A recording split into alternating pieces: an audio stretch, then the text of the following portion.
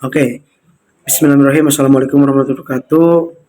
Alhamdulillahirabbil alamin wa nasta'inu ala umuri dunya wa Sayyidina Muhammad sallallahu alaihi wasallam wa ala alihi washabihi ajma'in ba'du. Perkenalkan, nama saya Rafael Faisal Abdullah, saya dari jurusan Akidah dan Filsafat Islam semester 4 kelas C dengan nomor induk mahasiswa 122 video ini dibuat dengan tujuan untuk melengkapi ujian akhir semester mata kuliah filsafat sosial dan politik yang diampu oleh Ibu Hana. Izin Ibu, karena ini videonya online dan videonya berbentuk video dan ini sedang berada di rumah, maka izin saya untuk merokok, Ibu.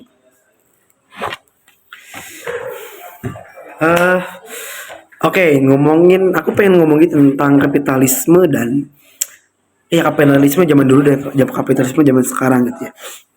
Dan permasalahan tentang kapitalisme itu sendiri. Oke, yang kita tahu kapitalisme itu sebenarnya Adam Smith itu sebagai bapak kapitalis, cuman Adam Smith tidak mengungkapkan tentang kapitalisme itu sendiri. Karena Adam Smith itu hanya mengungkap tentang pasar modal, pasar bebas dan sebagainya, tanpa dia mengatakan bahwa saya kapitalis nih, enggak kayak gitu. Yang mengungkapkan atau yang mengklasifikasikan tentang kapitalisme itu sendiri adalah Karl Marx gitu ya. Jelas gitu ya. Kita mengetahui sistem kerja kapitalis itu dari seorang tokoh bernama Karl Marx itu sendiri, yang nanti akan disambung dilanjut oleh Marxisme, Leninisme, Stalin, Soekarno gitu, terus Mao Zedong gitu dan sebagainya, banyak lah. Oke, ngomongin tentang kapitalis gitu ya. Kapitalis itu sebenarnya banyak pengertian yang lebih luas gitu ya dibanding seperti kita di SD gitu ya. Tanya apa itu kapitalisme, guru menjelaskan tentang kapitalisme adalah modal sekecil-kecil untuk sebesar-besarnya. Pertanyaannya, jika seperti itu, ya saya pun bisa menjadi kapitalis gitu ya dengan modal sekecil-kecil untuk sebesar-besarnya gitu ya. Karena kapitalisme tidak seperti itu. Kapitalisme adalah kita harus mempunyai modal yang besar untuk mengalahkan pemodal-pemodal yang lain gitu. Jadi ibarat aku punya satu perusahaan gitu ya. Bagaimana caranya aku menciptakan satu company, satu perusahaan jika modal aku kecil? Itu pertanyaannya. Karena modal itu harus besar gitu untuk menciptakan satu pengaruh yang besar, satu keuntungan yang besar gitu. Itu kapitalisme gitu. Nah, Marx sendiri itu mengkritik kapitalisme dalam bukunya Das Kapital, yaitu materialisme dialektika historis gitu ya. Materialisme dialektika dan materialisme historis gitu. Nah, Marx itu mempunyai dua konsep, yaitu antara basic struktural dan suprastruktural. Kata si Marx, basic struktural itu yang mempengaruhi suprastruktural, di mana basic struktural itu adalah determinasi ekonomi yang bisa mempengaruhi budaya, ekonomi, sosial, dan agama. Kayak gitu. Sehingga ya Marx itu mengkritik tentang jam kerja gitu sebenarnya, gimana misalkan gitu aku sebagai pekerja gitu, aku bekerja di satu perusahaan gitu ya. Nah, aku tuh dibayar itu sesuai jam kerja, misalkan 10 jam kerja itu ya gajinya itu 100.000. Sedangkan kuantitas itu semakin meningkat, tapi digajinya ya 10 jam itu doang gitu ya. Ya misalkan gitu ya, dalam 10 jam itu digaji 300.000, itu bisa menghasilkan rokok ini misalkan 20 bungkus gitu dalam 10 jam kerja itu. Nah, aku tuh digaji 300.000. Nah, kemudian hari besoknya lagi aku bisa mencetak ini 40 bungkus dalam 10 jam kerja itu, tapi tetap aku digajinya 300.000. Nah, itu yang dikritik oleh si Marx gitu ya. Lalu Marx kan mengkritik terhadap agama, di mana ya agama itu sebagai opium atau candu, kata si Marx itu. Karena ya kita diajarkan untuk sabar, kita diajarkan untuk tenang gitu ya, syukuri apa yang ada gitu ya, syukuri yang telah diberikan oleh Tuhan gitu ya. Sehingga Marx itu mengkritik ya agama gitu ya. Ya kenapa kita tuh kerja dari Senin sampai Jumat misalkan gitu ya.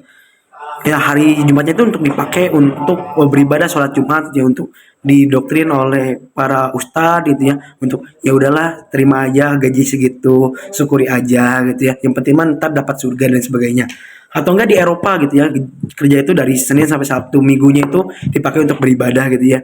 Dan para pendeta atau para pastor itu ngungkapin bahwa ya udahlah gitu ya, sabar, itu ikhlas dan lain sebagainya. Itu yang di framing oleh orang kapitalis itu yang dikritik si Marx terhadap agama itu sendiri.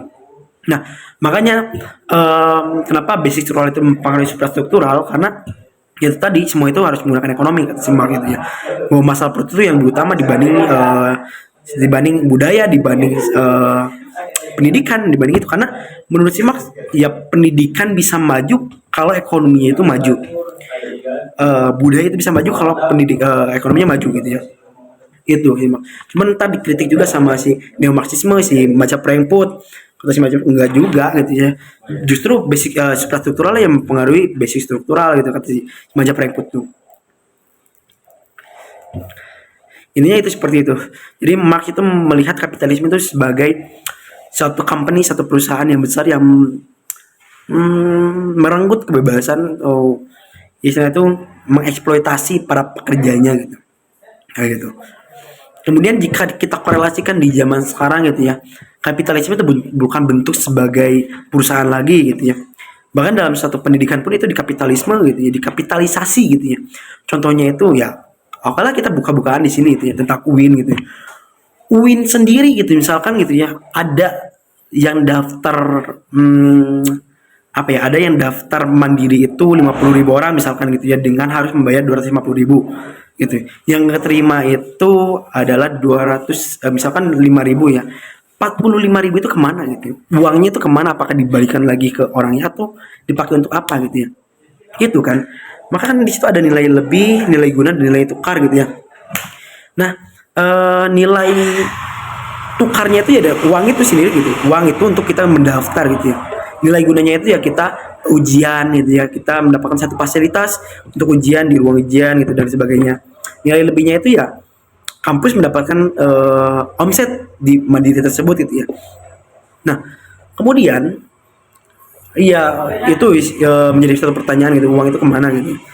Makanya harus ada transparansi dana gitu di kampus itu sendiri. Ya kemudian di kampus juga banyak gitu ya orang-orang yang mengkapitalisasi pendidikan gitu ya. Contohnya ya fasilitas gitu ya, dengan kita membayar satu UKT dan kampus pun mendapatkan satu tunjangan gitu, atau bukan tunjangan, satu dana besar dari kementerian gitu ya, Kementerian Pendidikan dan Kementerian Agama gitu ya. Dan saya tahu gitu di berapa-berapanya gitu ya. Nah, ya kenapa fasilitasnya seperti itu aja gitu loh. Saya membayar UKT gitu ya, misalkan golongan 5 3.166.000. Itu adalah nilai tukar, nilai gunanya itu saya mendapatkan pendidikan dan fasilitas. Nilai lebihnya itu ya itu untuk gaji dosen dan sebagainya. Nah, pertanyaannya itu nilai gunanya itu, fasilitas yang saya dapatkan itu sebanding nggak dengan uang yang diterima oleh UIN itu sendiri gitu. Itu kan menjadi satu pertanyaan gitu. Kemudian anak SD gitu ya, kapitalisme itu udah merusak anak SD, di mana semua orang itu harus punya satu proyeksi setelah lulus itu mau kemana gitu ya.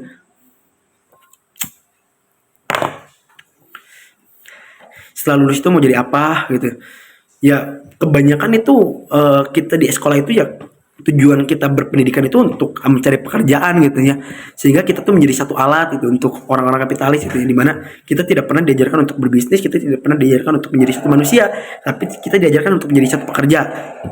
Itu yang diajarkan oleh sekolah-sekolah gitu ya. Ya kamu kuliah jurusan ini, proyeksi kerjanya apa sih dan sebagainya. Ketika aku ngambil filsafat, orang-orang tuh pada bingung, yang proyeksi kerjanya apa sih? Ya nggak ada gitu, filsafat nggak ada proyeksi kerja gitu. Proyeksi kerjanya ya jadi sekretaris Tuhan lah atau apa gitu ya. Itu. Jadi ya itu bentuk satu kapitalisme itu ya, yang berkorelasi dengan pendidikan, berkorelasi dengan penguasa gitu ya.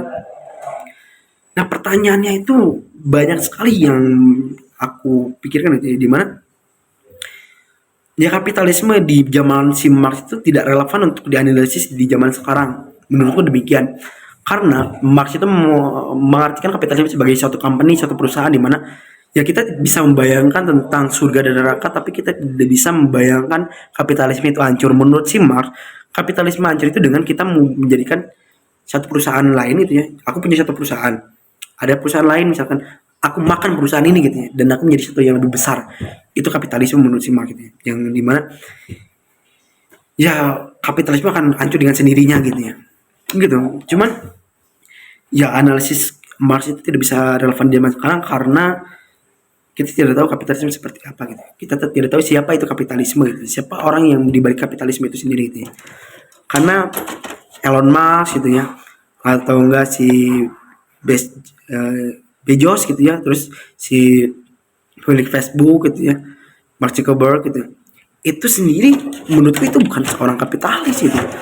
Karena ya orang-orang di balik si Mark Zuckerberg, Elon Musk itu ada orang lain gitu ya. Ya aku pernah nonton Social Dilemma di mana yang jadi kapitalisme adalah algoritma pasar gitu ya. Ketika Facebook itu sekarang contohnya gitu Facebook gitu ya, tidak ada algoritma, tidak ada pasarnya lagi, akan ditinggalkan seperti BlackBerry gitu ya, yang dimana udah hancur dan lain sebagainya. Itu kapitalisme itu adalah satu algoritma yang kita tidak tahu siapa itu kapitalisme itu menjadi suatu pertanyaan di teka-teki itu siapa itu kapitalisme gitu ya.